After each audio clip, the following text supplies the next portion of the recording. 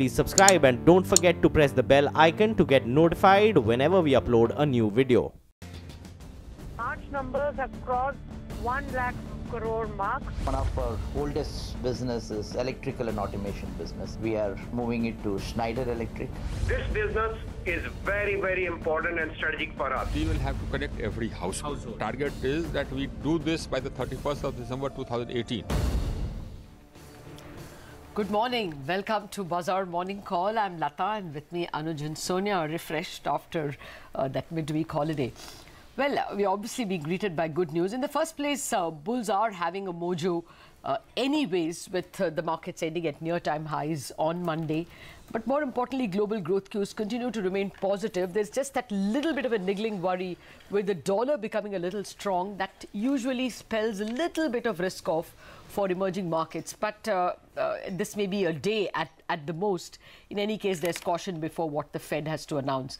The important point is the local growth cues over that holiday also have been very positive. Look at the numbers we got on the holiday. Dabur, CONCOR CEAT, all of them good numbers, better than expected, showing rural market resilience. And most importantly, on May 1st, all the auto sales numbers, especially Maruti and Tata Motors, actually eye-popping numbers. So it's once again the same story. Very good micros. Macros, well, I'm not really impressed by the GST numbers. March manufacturing in India is always high, and therefore tax collections are always high. At the moment, I won't extrapolate it for the rest of April. April and May may still be good, but that we will have to wait and see. For the moment, it's more a relief that March is 1 trillion and not a hope that it will be 1 trillion every month.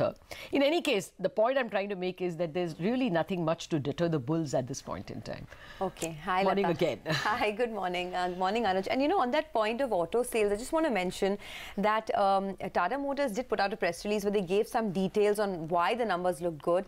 And they said that not just infrastructure activity, but private consumption has started to pick up quite a bit. So there are those two wings which are, you know, firing. Both are firing. Yeah, both are firing. I guess that's something positive that the street will take, and exceptional numbers from the likes of Maruti as well. So I guess that's one data point that the market will take with both hands. Anuj, morning. A lot of positives, right? I mean, not just auto sales, GST collections are good. You know, we've had good earnings. You think all of that could keep the bulls, or rather help the bulls tighten their grip on the market? Morning, Sonia. You know, one thing which should worry the bulls is this whole Goldilocks scenario, because you know, when you think that nothing can go wrong in the market, I think that's where perhaps something pops up. But look, nothing moves the market's needle more than auto sales and phenomenal numbers. I think Maruti would be the stock of the day by leaps and bounds. We'll of course discuss that in a bit. But it's a buy on dips market. On Monday also, the chasing gap up would not have worked. And in fact, today what may happen is that if we have a slight bit of weakness because of global markets and 2 days of weakness, that is, in that case, the weak bulls may bail out, especially those who bought on Monday. They may bail out.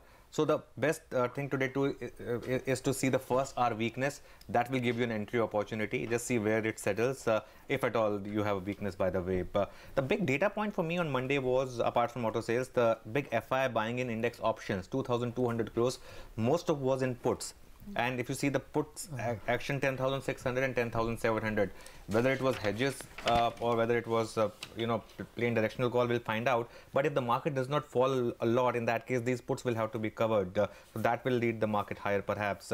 Simple trade, traders need to keep not Monday's low, Friday's low, because Monday we had a almost, you know, linear day. So Friday's low of 10,647 on Nifty and 25,029 on Bank Nifty. Those are your stops for positional traders. That's the way to look at this market. You have to buy the dips and, you know, approach this market with a decent stop loss. The risk reward perhaps is not in favor of chasing. It's in favor of buying the dips. The other big question for me is this market now beginning to price in a BJP win in Karnataka? Because the way it's not just giving up is an indication that I don't know, with the PM Modi's election pitch also starting, that I think could be a bit of a turning factor. So this is going to be a mini binary event, of course. 12th May is when we have the election. So market will react to exit poll on 14th, and 15th is when we have the actual outcome as well. So let's see. That is of course going to be an important issue. And as I said, good auto sales normally keep markets in good state. Actually, I was actually going to put it the other way around. I thought that the micros and to some extent the macros of the growth are so positive, especially, you know, global macros are very positive, and Indian micros, as, you know, Sonia very ably put it, consumption and to some extent capex firing. Will Karnataka polls be so binary at all? The market is in such a mood that it will be able to take any kind of news, was the sense I got. I don't think the market is wiser than anybody else on how the Karnataka polls will fare, because polls have surprised us time and again. Yes. And therefore my sense is the strength of growth is so much that even if there is something negative, it will be just a ripple, and we may still be able to go on going by the growth. You know, we're saying that now because we've seen the April rally. You know, we would not have said that. No, in no, we March. wouldn't have said that in February. In February and March, when we had back-to-back declines. So let's keep that also. You know, in 2 or 3 days we'll have the mutual fund data. I think that number is going to surprise a lot of people on the positive side, because the March number was an aberration.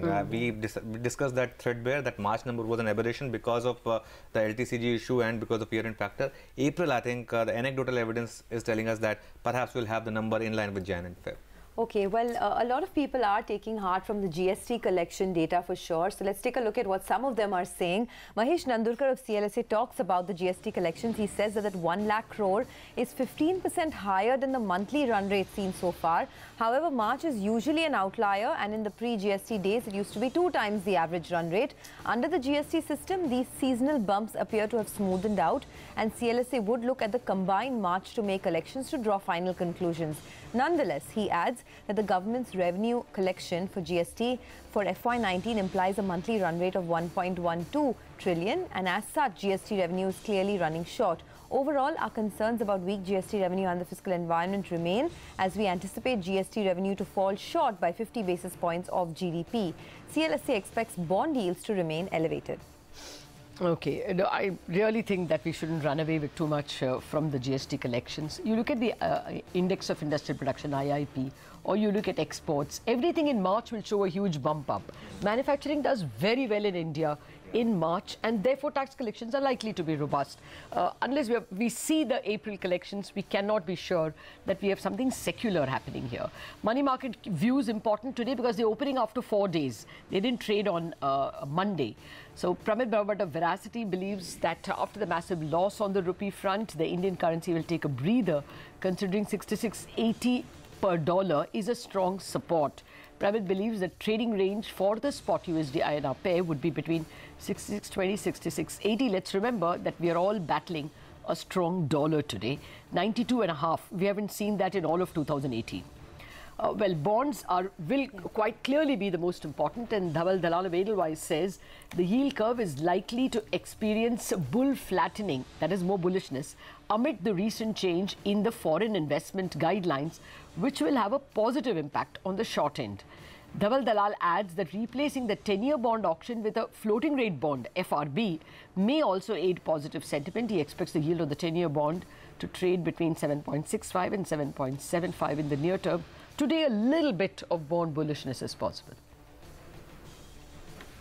Okay, over to Surabhi now for the world view. Morning, as you were saying, mixed trends coming in pretty much from around the world, and the spotlight continues to be on earnings. So I'm going to start off with the US markets. You can see the dichotomy there. The Nasdaq surging 1%, almost 1% overnight. That was Apple rallying before numbers, and the company has delivered on numbers as well.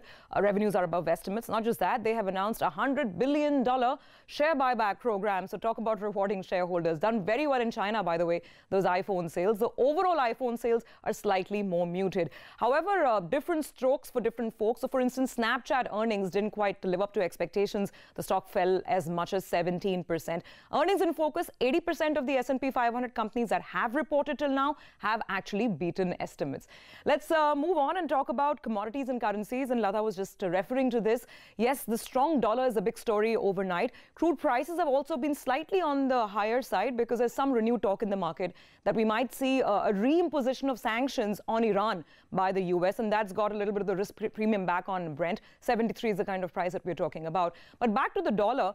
4-week highs, and the DXY is actually moved above its 200 DMA. The Fed meet begins today, and there is no rate change expected, but some of the data is pointing out to inflationary pressures building up, so that seems to be a watch point. On to Asia, markets are mixed. Good numbers. The Caixin market PMI numbers in China were pretty good, so a little bit of green on the mainland Chinese stocks, but otherwise it's a very, very cautious approach to trade today. The SGX Nifty also down about 10 points. All right, thanks a lot for that. Well, for our own markets though, for the last 1 week, we haven't really followed the cues from the SGX Nifty. Let's see how it plays out today. But the U.S. Commerce Secretary Wilbur Ross has said that the U.S.-China trade dispute will be resolved by a deal or tariffs. Here is more from his exclusive chat with CNBC.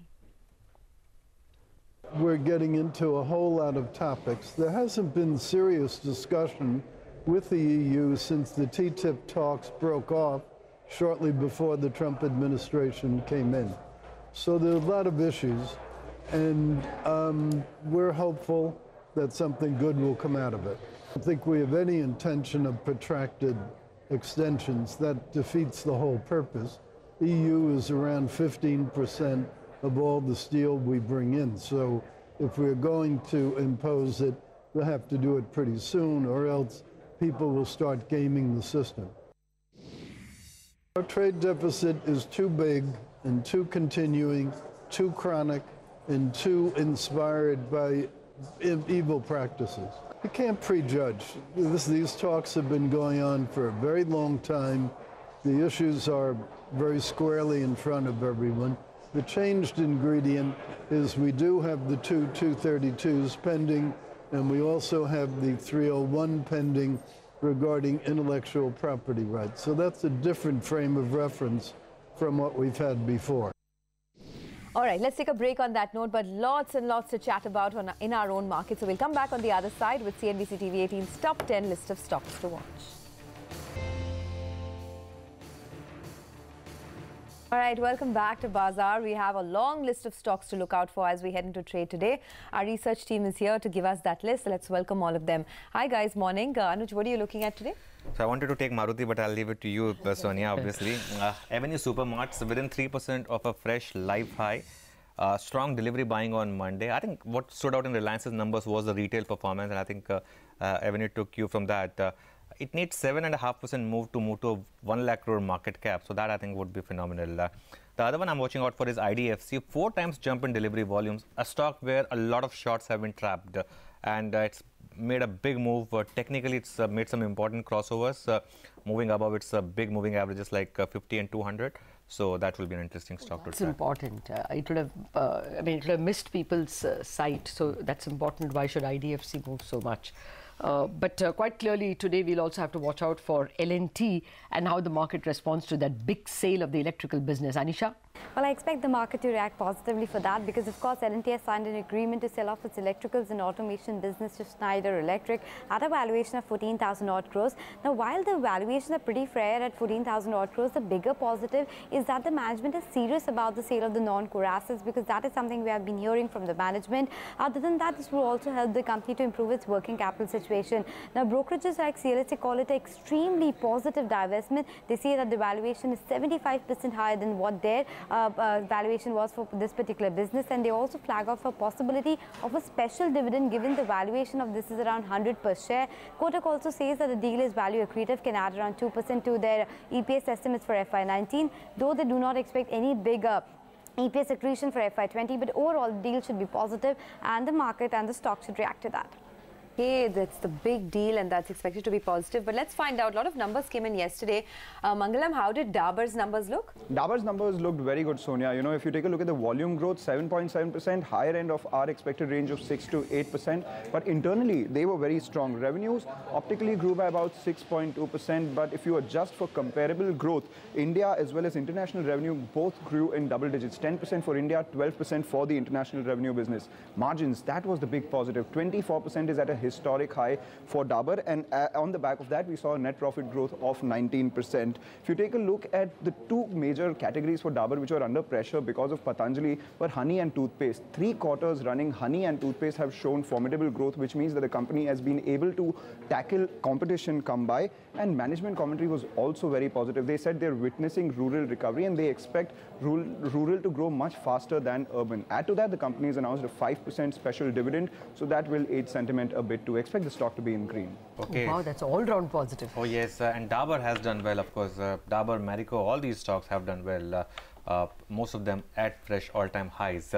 But Sonia, CEAT's numbers were a bit of a mixed bag, and the stock has also rallied already, I think. Yes, the stock has rallied definitely. You know, the numbers, the profits were actually hit because of a one-time loss that they saw to the tune of 25 odd crores. This compares to a loss of 12.5 crores that they saw same time last year. So that actually hit their profits. The revenues and margins were largely in line with estimates, so no problems over there.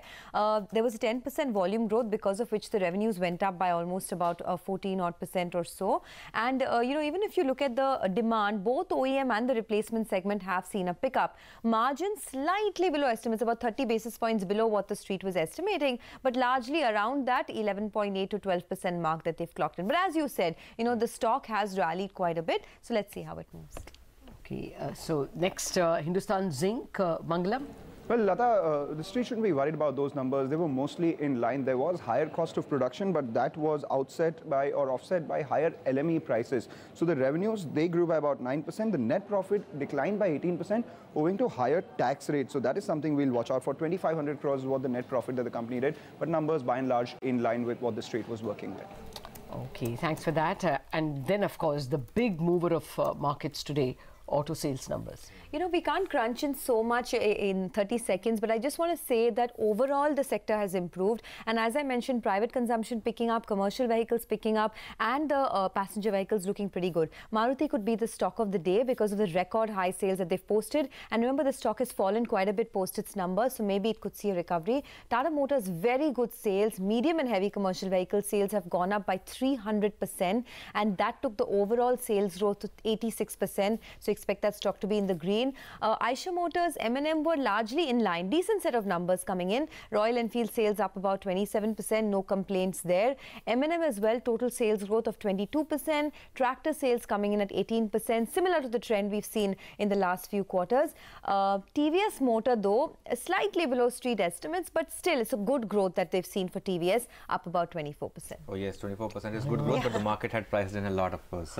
But CONCOR's numbers came post-market hours, looked quite okay, Mangala? Looked good actually, Anuj, because if you take a look at the revenue, that grew 2.1% in line with what the company had given provisional numbers for FY18. Operationally, the EBITDA came in at 429 crores. The street was working with a number of 373 crores, and the net profit came in at 294 crores versus street expectations of 265 crores. More importantly, their volumes grew 19%, and the company is guided for double-digit volume growth in FY19 as well. So the street should take heart from that, and they've increased their EXIM prices by about 1,000 rupees per 20 equivalent unit, which indicates strong demand. So we'll watch out for Container Corp.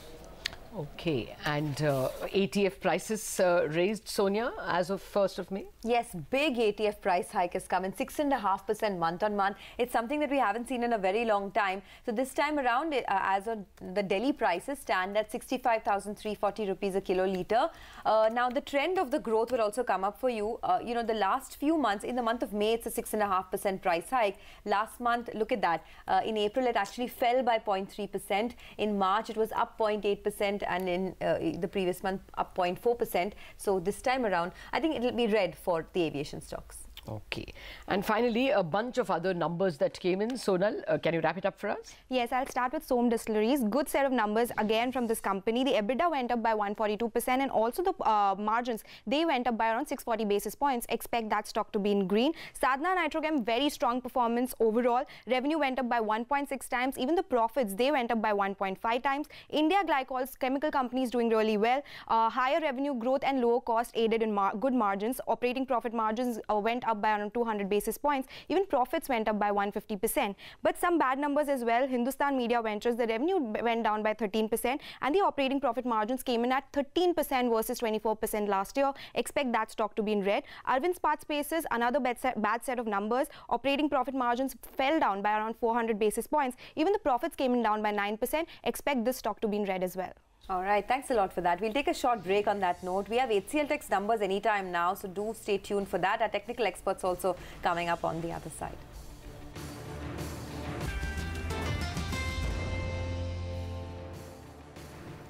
Welcome back. The SGX Nifty, now keep in mind this is of course related to yesterday. Yesterday also was a bit of a weakness. HCL Tech's numbers should be out anytime now, so we'll wait for those as well. In the meantime, let's also invite our technical guests. We have Ashwini Gujral, who's back with us, and of course Sudarshan Sukhani was also joining us. Good morning, gentlemen. I think you may have to wait for that. Ashwini, Sudarshan and Mitesh, good morning. But the HCL Tech numbers have just hit the stands, and we should be getting 1 minute the net profit. Okay, where is this? Okay, 2230 crores. Okay, 2227 crores. Which is That's almost in line. In line with the estimate. That was our poll as well. 2245 crore was the poll, and that's in line with the estimate that we have. As far as the sales are concerned, or total income, it's 13,480 crores. Wait for the dollar revenue. And the constant currency growth has come in at 1.2% on a quarter-on-quarter basis, and the dollar revenues have gone up 2.5% quarter-on-quarter, coming in at $2038 million. So 2.5% quarter-on-quarter growth is what we've seen in dollar revenues, and the constant currency revenue growth has come in at 1.2%. Slightly lower, actually, the revenues, since I think Rima was expecting 2.8.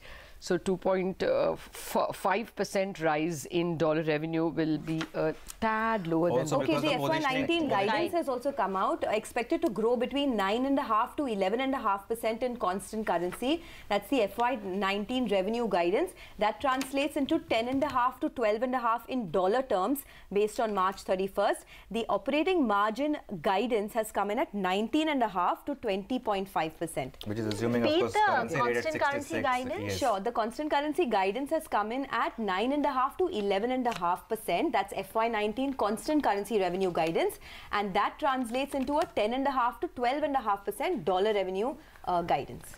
I think it's a little lower than your expectation, Rima. No, in terms of the guidance for FY19, it's higher than what we were anticipating. We thought that the company is likely to guide for 8 to 10%. Some people went to even 9 to 11%. So at 9.5 to 11.5%, it's higher than expectations. But that said, we'll just wait by if the company is taking into account the acquisition that they did recently of Actian, where they'd spent $330 million. If that is the case, then perhaps you would say the guidance is in line. Margin guidance at 19.5 to 20.5% for FY19 is unchanged from the prior year, and that is in line with expectations. So right now, it appears that Q4 is a tad bit softer than street expectations on the revenue front. 2.5% dollar revenue growth, a 1.2% constant currency growth. But FY19 guidance prima facie appears to be slightly better.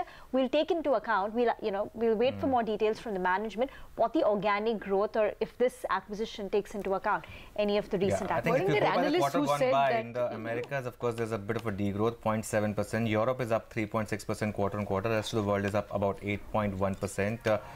So that's interesting. Financial services is up 2% quarter-on-quarter. But keep in mind the stock has rallied a lot, and I don't know how much. I mean, HCL Tech, one of the best performing stocks. So let's see. The dollar number is slightly below estimate, but guidance, of course, is higher than estimate. Actually, so guidance, Rima, weren't a lot of analysts telling us that in constant currency they should deliver 10.5 to 12.5? No, that was the guidance for FY18. Okay. The guidance for FY18 was... it's okay if it was about 8 to 10 or 9 to 11. So compared to that, it appears to be slightly better than what the street was watching. We'll just wait for more color on the engineering as well as the infrastructure management services, because the growth for FY19 hinges on the performance over there. So I'm just trying to I'll just give you the numbers. infra services has grown 2.5% quarter-on-quarter in the March quarter, and engineering has grown 1.7% quarter-on-quarter. So these are the numbers. All right, we'll get a quick comment from Sanjeev Basin as well. He joins in on the phone line. Sanjeev, hi, morning. What did you make? The revenue growth seems to be slightly below what the street was estimating, but how do you, assess the guidance that the company has given this time? So I would take it. I would take it on the positive side, Sonia. We think that it's just in line with what our numbers were, and given that TCS has delivered outperforming results, now everyone cannot do the same. So I would think that this was in line. Given the valuations, we are very comfortable. The forward guidance which you just suggested is another feather in the cap. So we continue to think HCL Tech is one of the better delivers, and let's wait for the more guidance and the the margins, which if you have the number, if you could let me know, but I think it's in line. Rima, you want to come in on the margins as well. Infrastructure services, as just to reiterate what Sonia said, has grown by 2.5% quarter-on-quarter, and engineering services have grown by 1.7%. Those are the two things that I guess fires most for them. And business services at 5.3%. Finance is small for them, so it's 2%. No, I think what Sanjeev was asking is the guidance for the margins. Sanjeev, that has come in at 19.5 to 20.5% for the full year. That's the guidance. The actual margins. So Sonia, that's a definite. Sorry, go ahead, Sanjeev. Yeah, so that would be a sound positive. I think 19.5, 20 for HCL Tech is definitely a beat by their standard. They've been in that 16 to 18 band, and 19.5 to 20 would go down positively. That's the reason the stock trades at the cheapest multiple in the large four, in the four large companies. So I would say that's a very big positive. Maybe they do that on the upside. So I think that's a positive. Okay. Here the company's done EBIT margins of 19.7%, which is closer to the lower end of their guided band of 19.5 to 20.5% for the full year.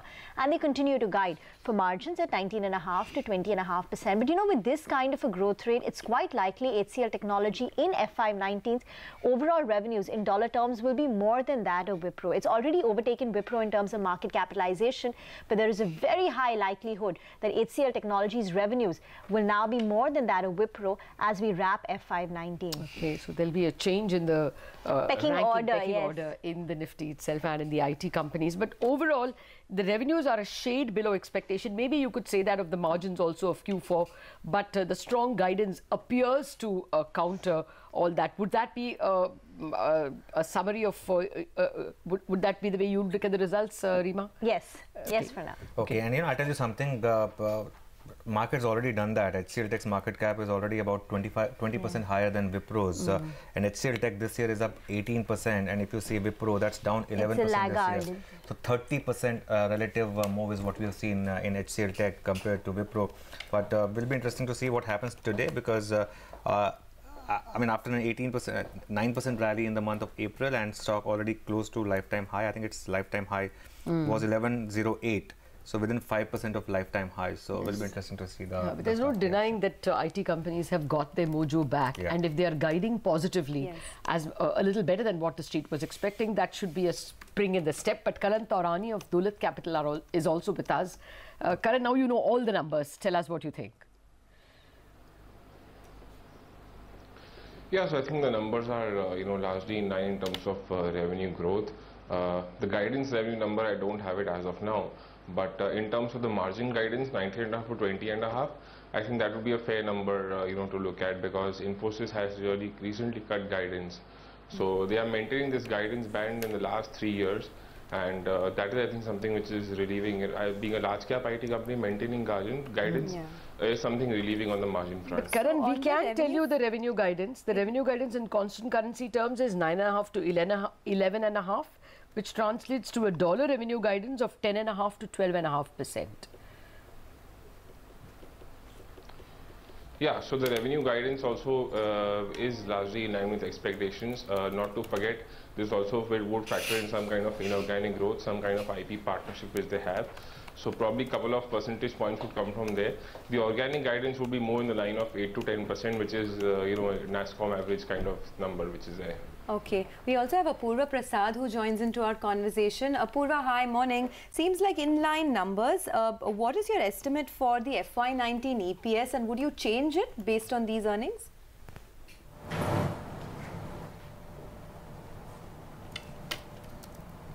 Apurva, is our voice reaching you? Okay, I don't think he can hear me. So what I'm going to do is I'm going to go back to Sanjeev Bhasin. Sanjeev, same question to you. Would you change EPS estimates at all? The consensus estimate is somewhere to the tune of around 68 rupees for FY19. Based on these numbers, any changes at all? Yeah, so at 68 rupees, you have the stock trading at what, 16 times, and I think given the guidance, given the performance, also Sonia, you have to take it with a little bit of pinch of salt that last quarter, two big clients were a fallout. I think there could have been a little bit of a ripple effect of that in this quarter's volume number. But I'm extremely positive on this stock. I have a long-term rating of 1250 on this stock, and I think given the guidance beat and 68 to 70 rupees, you should see a target of at least 18 times 1 year forward, given the rupee weakness and some of the other headwinds which are now going to be tailwinds. Okay, Apurva Prasad is also with us now. I think we can connect with him now. Apurva, good morning. Your thoughts on HCL Tech's numbers and the guidance?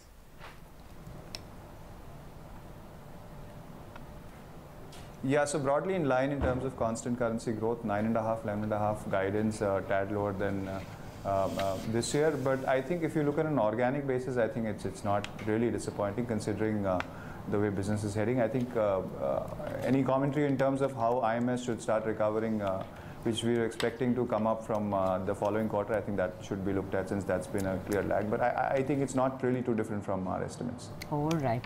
Gentlemen, thank you very much for joining us with your thoughts.